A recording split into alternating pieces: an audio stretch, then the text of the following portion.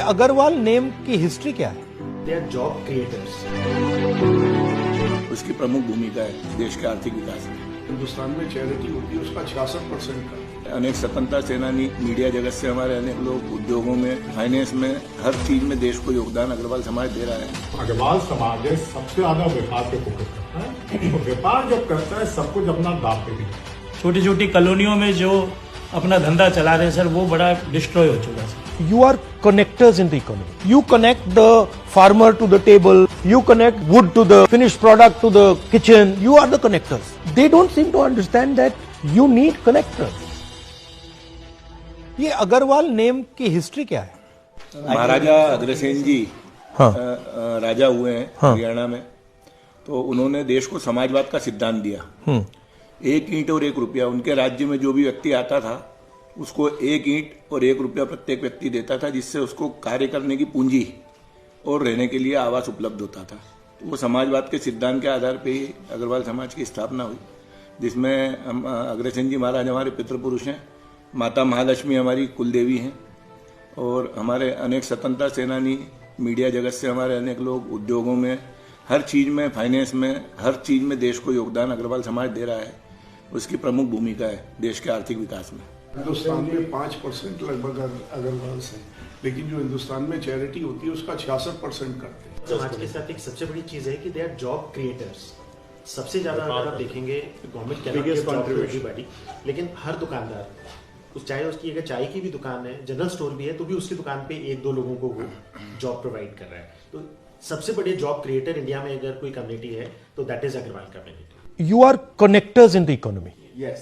Right? Meaning that you connect the farmer to the table, you connect the wood to the finished product to the kitchen, you are the connectors. They don't seem to understand that you need connectors. You cannot do without connectors. It cannot be that just you have one guy sitting on the top and वो सबका मतलब खून चूस रहा है ऊपर से। Sir they will understand, लेकिन बहुत देर हो चुकी होगी सर। हाँ, and damage will be tremendous. जैसे अभी इंडिगो के साथ हुआ, ऐसे ही हमारे सेक्टर्स के साथ होगा सर। मोनोपोलाइज हो गया, इंपोर्ट बेस हो गया, खाने के लिए अरे देखेंगे भाई।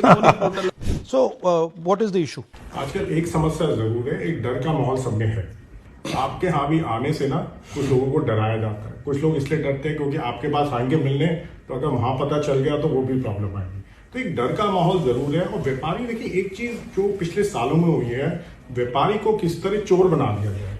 लोग ये रियलाइज नहीं करते, जो लोग व्यापार करते हैं वो सबसे पहले अपने घर से पूंजी लगाते हैं। आज व्यापार आप करते हैं, कोई फैक्ट्री लगाते हैं, अगर नुकसान होता है आपका घर बार सब कुछ बिक सकता है। एक ये जरूर माहौल जो देश में बन गया है कि व्यापारी तो चोर है, सिर्फ चोरी करते हैं, ऐसा नहीं है। जैसे उन्होंने कहा जॉब क्रिएटर है, देश में जो आपकी इकोनॉमी बढ़ती है उसमें व्यापार का बहुत बड़ा योगदान है। और जो अग्रवाल समाज है सबसे ज्यादा व्यापार पे फोकस करता है। तो व्यापार जब करता है सब कुछ अपना दाव पे भी। फिनिश गुड है, पहले वो 12% वाला हम बाई करता था, अभी गवर्नमेंट ने कह दिया कि वो 12% वाला हम 5% कर रहे हैं। शूज इंडस्ट्री में क्या हो रहा है सर कि जो चमड़ा है उसको 18% पे ले गए और शूज को 5% पे ले आए। तो जब आपने कॉस्ट तो कम करी नहीं क्योंकि रॉ मटेरियल पे रेट बढ़ा दिए हैं, तो इस तरह से खाली आई वॉश है। जीएसटी को लेके आप कितनी भी बातें नहीं, तो इसका लॉजिक क्या है? लॉजिक ये सर, कॉस्ट तो उतरी रहेगी सर। हाँ, बट फिर कर क्यों रहे हैं? जैसे मैं ग्रेन से ट्रेड करता हूँ सर, पल्सी से ट्रेड करता हूँ। आप एक चीज बताइए सर, हम 5 साल से आत्मनिर्भर भारत, आत्मनिर्भर कृषि का वो कर रहे हैं। आत्मनिर्भर छोड़ो सर, हम आयात निर्भर हो गए, इम्पोर्ट डिपेंडेंस हो गए। एक सिंपल सी बता दो, कौन सा इनके पास इकोनॉमिस्ट है कि हम किसान की आमदनी डबल करेंगे, हिंदुस्तान को आत्मनिर्भर करेंगे। सर 8,000 रुपए तुअर की एमएसपी है आज की डेट में, ठीक है ना। गवर्नमेंट की प्रोक्योरमेंट नियर 7 to 8% है। 5,000 रुपए में अफ्रीका की तुअर आ रही है, 5200 रुपए में, 5500 रुपए में म्यांमार से तुअर आ रही है। तो हम किसान को पागल बना रहे हैं, व्यापारी को पागल बना रहे हैं, सरकार को। तो is it 30% below MSP? But is it confusion और is it malice? Sir, it is not a confusion, sir.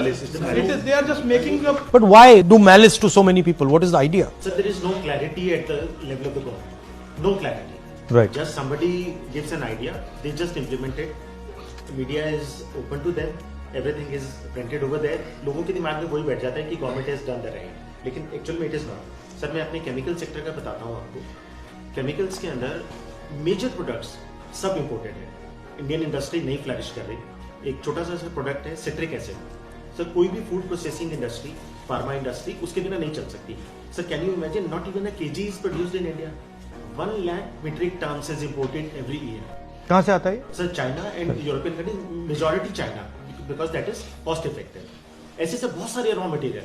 What I am seeing is that government has given up on the idea of production. Absolutely. कि they have just हाथ उठा लिए and they are saying कि भैया China का माल यहाँ बिकेगा and that's it, खत्म. Just import it and consume. तो what is this inverted duty structure? हम एजुकेशन सेक्टर से बिलोंग करते हैं सर. सर अगर आप पेपर की बात सोचेंगे तो 3 ही चीजें दिमाग में आएंगी, कॉपी, किताब और उसके बाद में डब्बे जिससे बनते हैं. सर तीनों ही चीजें हमारी जीएसटी के बाद छोटी इंडस्ट्री स्टेक पे लग गई है. Number 1 is notebook copies. Copies पे सर पहले आज 18% पेपर पे जीएसटी कर दिया गया है, जिससे कि 18% आपकी कॉस्ट चढ़ गई, लेकिन कॉपी को कर दिया गया 0 पे. उससे इशू नहीं है सर. इशू ये है कि 0 पे जो पेपर खरीद रहा है उसे कोई इनपुट सर्विसेज का जीएसटी बेनिफिट ब्लॉक कर दिया गया.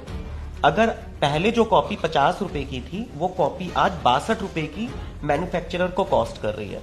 वाइसा वर्सा क्या हुआ है सर कि जो बिग मिल्स हैं इंडिया के, अगर वो आज 0% पे वेस्ट खरीदते हैं और 0% पे ही कॉपी बेच देते हैं, उनकी कॉपी तो 50 रुपए की रह गई सर. और जो हजारों लाखों कॉपी मैन्युफैक्चरर्स हैं वो सब उनकी कॉपी 62 रुपीज की हो गई. वो एक भी कॉपी मैन्युफैक्चरर अगले 2 साल में दिखेगा नहीं सर. बंद करना पड़ेगा सर.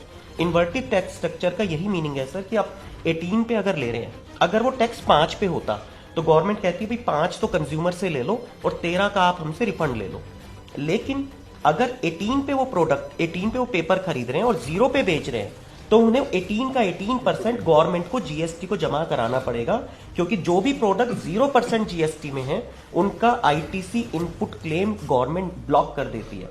ये शक्ति जो करवा रही है, ये कौन कौन लोग हैं? जो सरकार को चंदा देती है, जो सरकार से लाभ लेती है. So big business, big bulls, big bull. जो इंडस्ट्री चला रहा है पेपर बनाने की, big industrialist. Second, अकेला तो नहीं करा सकता. नहीं. Then बड़े हाउसेज हैं पेपर बनाने वाले. ठीक है. Third, So the policies of the government which is meant for them. so government has been captured by big business and bureaucrats. So it is a combination between big business, government and bureaucrats. मुझे ऐसा लगता है कि कुछ 100 लोगों की एक community है जो आज इस देश को पूरे को कंप्लीटली रन है. वो उन्हीं की एडवाइस के ऊपर इस काम को किया. उसमें 100 लोग. We cannot have a system that is running for 5% of people. Like I talk about Jati Janganna and I say, look, 90% of population is not being represented. But I can use that same frame here. Two guys sitting over there, that they are the 5%, वो पूरा चला रहे हैं और आप लोग मतलब डूब जाओ, मर जाओ, कुछ भी हो जाए, it doesn't matter to anybody. आज हम कृषि प्रधान देश थे, कृषि का बेड़ा गर्क हो गया सर. हमारी industry, pulses industry, rice industry, it's on the horns of sinking. It's almost sinked sir. Sir आज हम जीएसटी की बात करते हैं, कितना एडवर्टीजमेंट आता है, दालों पे जीएसटी नहीं है, चावल पे नहीं है. सर 25 किलो तक की पैकिंग पे जीएसटी है 5%. कंज्यूमर 25 किलो से नीचे ही खाते हैं. 1 किलो, 2 किलो, 5 किलो, सब पे 5% जीएसटी है. लेकिन the advertisement you read, there will be no GST on pulses and rice. Delhi के अंदर कोई आइटम स्पाइसेस की, ड्राई फ्रूट की कोई अपनी पैदावार नहीं है. दिल्ली एक शुरू से डिस्ट्रीब्यूशन सेंटर रहा है जिसको इस गवर्नमेंट ने खत्म कर दिया. आज दिल्ली के अंदर कोई भी कोल्ड स्टोरेज की व्यवस्था नहीं है और सारे कोल्ड स्टोरेज कम से कम 100 के करीब कोल्ड स्टोरेज कुंडली में है हरियाणा के अंदर, जिनमें हमारा सारा माल स्टोर होता है. अब गवर्नमेंट ने ये कर दिया कि आपको वहाँ पे भी जीएसटी लेना पड़ेगा.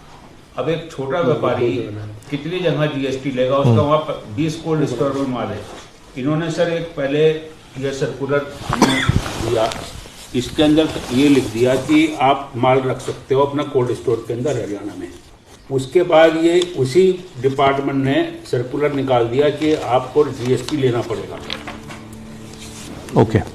If you are using small and medium business as a funding source, you cannot concentrate power like the Prime Minister. Yes, Prime Minister is basically saying that I'm going to build monopolies in every industry.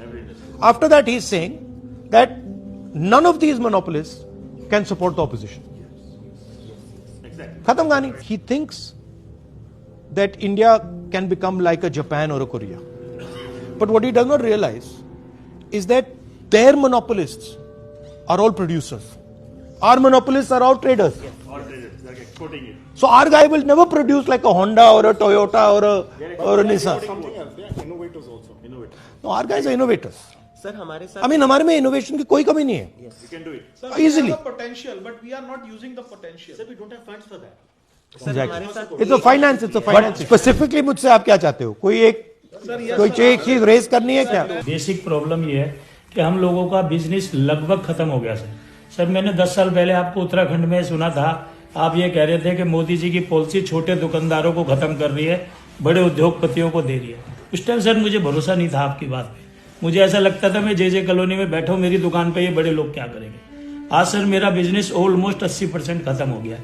और मेरा ही नहीं sir, जो सुबह सब्जी वाला मंडी जाता है 2000 की सब्जी लाता है सर, उसका 10 रुपए का धनिया पुदीना ऑनलाइन आ रहा है सर, वो भी बेचारा कहीं ना कहीं खत्म हो गया. तो मेरी आपसे एक छोटी सी डिमांड है सर कि कहीं ना कहीं हमारी इस वॉइस को किसी प्लेटफॉर्म पे उठाया जाए कि हमें प्रोटेक्ट किया जाए. हम बहुत छोटे छोटे दुकानदार छोटी छोटी कॉलोनियों में जो अपना धंधा चला रहे हैं सर, वो बड़ा डिस्ट्रॉय हो चुका है sir. Okay, thank you very much. Nice to meet you.